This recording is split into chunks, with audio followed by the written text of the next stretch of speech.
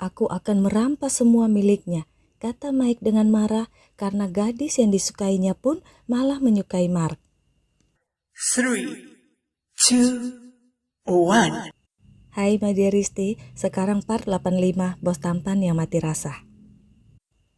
Mike selalu merasa sangat senang setiap teman-teman di sekolahnya merasa iri melihat ayahnya selalu mengantar dan menjemputnya di sekolah. Mike juga merasa sangat bangga setiap pertemuan orang tua mamanya yang akan ke sekolah. Teman-temannya ataupun orang tua dari teman-temannya akan selalu memuji mamanya yang cantik. Tapi di suatu saat papanya tidak menjemputnya. Katanya papanya itu harus mengantar mamanya ke dokter. Dan saat mama papanya itu pulang, mereka terlihat sangat senang dan bahagia. Papa, Mama, Mike memanggil mereka.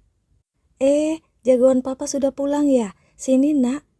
Nak, papa dan mama sangat senang. Sebentar lagi kau akan punya adik lagi. Kau harus sayang dan menjaga adikmu ya nak, kata papanya dan memangku Mike di pangkuannya. Mika dan Julio sangat senang. Mereka tidak memperhatikan raut muka tak sukanya Mike akan kabar itu.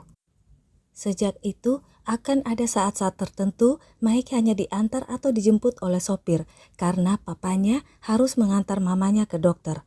Mike mulai menyimpan rasa marah di hati dan pikirannya. Apalagi setelah adiknya itu lahir, masih di rumah sakit saja, papanya sudah sangat membangga-banggakan adiknya itu. Semua orang pun yang datang memuji adiknya. Tidak ada lagi yang memuji Mike seperti biasanya. Siang itu, di hari kedua setelah adiknya lahir, sopir yang menjemputnya di sekolah harus mampir ke rumah sakit dulu sebelum pulang ke rumah. Mike tidak mau turun menemui ibu dan adiknya, jadi dia disuruh menunggu di mobil. Tapi karena merasa lama menunggu, Mike turun. Di ruang perawatan ibunya itu terlihat banyak orang, jadi Mike tidak masuk ke dalam. Dia melihat perawat keluar dari ruangan itu sambil menggendong adiknya. Mike mengikutinya. Mike pun mengintip diam-diam adiknya yang ada di ruang bayi. Ada 2 boks bayi yang berdekatan. Mike masuk, lalu dia memindahkan adiknya ke boks kosong yang agak jauh dari boks tempat adiknya. Setelah itu, dia menaruh bayi yang ada di samping ke boks adiknya. 2 bayi itu menangis dan Mike memasang muka memelas saat seorang perawat memergokinya. Mike buru-buru keluar dari ruang bayi dan kembali ke mobil. Dia tersenyum. Papa mamanya akan membawa bayi yang bukan adiknya pulang ke rumah. Bayi itu bukan adiknya, bukan anak papa mamanya. Dia akan jadi anak laki-laki satu-satunya.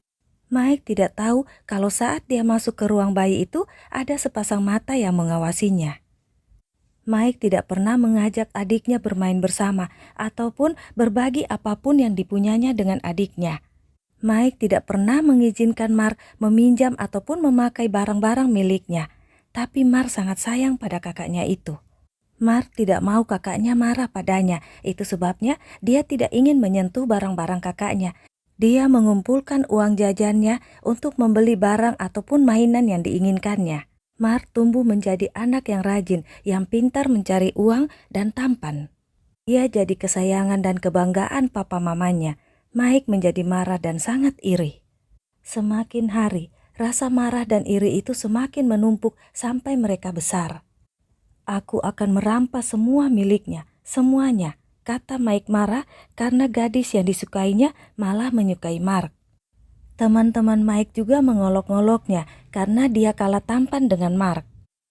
Di depan keluarga ataupun orang lain, mereka berdua tampak akur karena Mark tidak pernah mengadu, apalagi mempermasalahkan tingkah kakaknya. Mark memilih diam dan mengalah seperti yang dilakukan Maya. Sikap Mike lah yang mendorong Mark membuat rumahnya. Semakin lama, sikap Mike semakin menindasnya. Mark memilih mengalah dan menjauh. Dia tidak tinggal lagi dengan keluarganya sekalipun papa mamanya melarangnya. Mark memilih tinggal di rumahnya sendiri hasil kerja kerasnya. Mark sangat bangga akan hal itu dan membuat Mike semakin iri.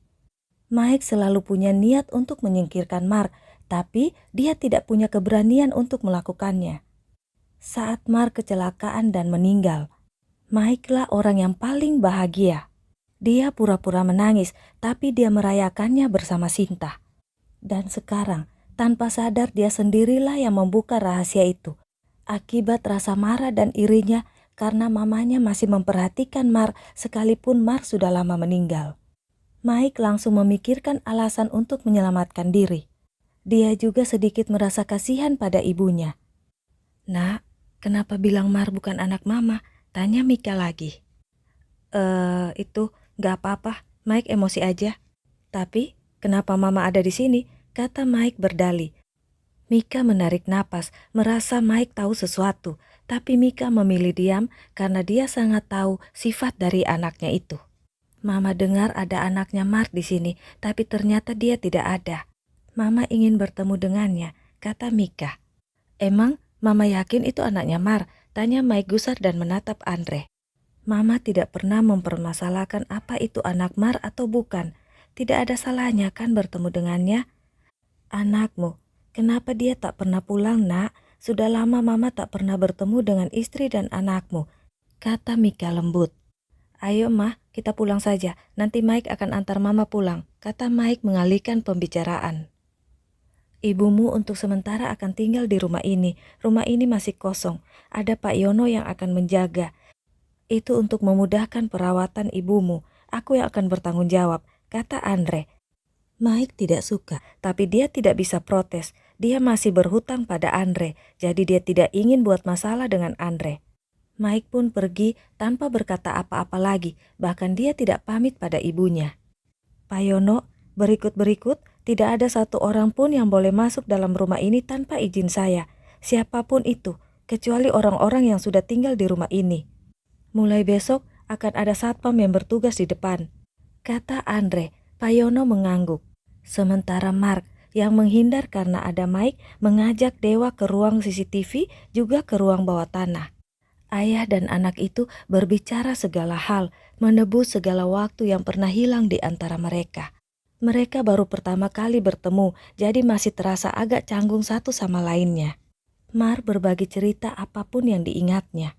Juga tentang Alana, Dewa pun bertanya banyak hal pada papanya itu. Selesai Mark bercerita, Dewa pun memutuskan dalam hati dia akan melindungi papanya, mamanya, kakaknya, juga adik-adiknya.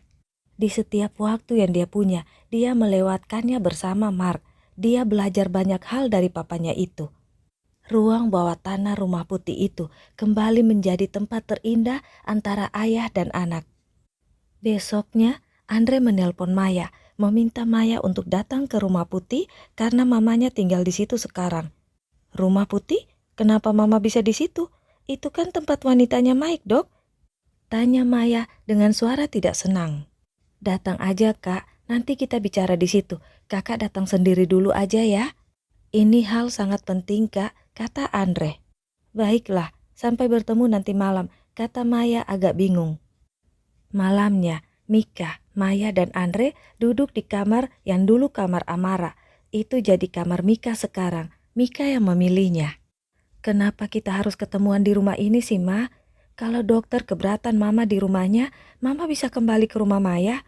Kenapa di sini? Maya nggak suka, apalagi kalau harus bertemu dengan wanita Mike itu," protes Maya. "Nak, dengar dulu, ada yang akan disampaikan oleh Nak Dokter," kata Mika pelan.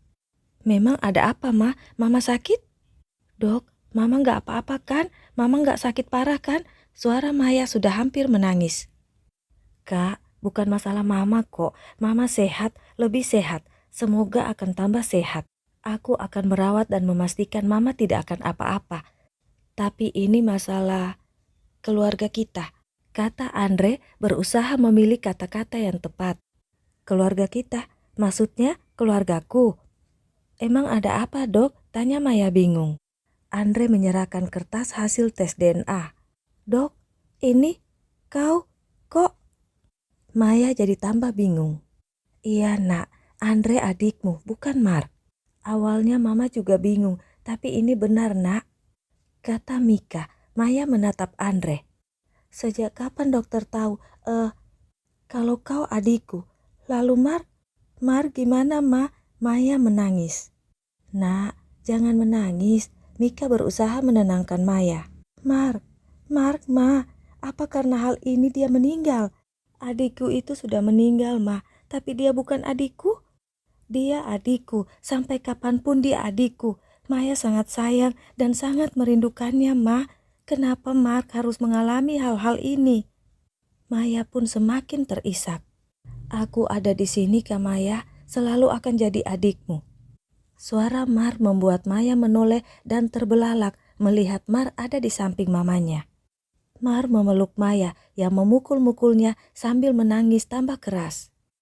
Kali ini mereka tidak perlu takut kalau Mike akan tiba-tiba muncul di rumah putih itu, karena sudah ada 2 orang satpam yang berjaga di depan. Salah satu satpamnya adalah Mike, si pelindung Alana.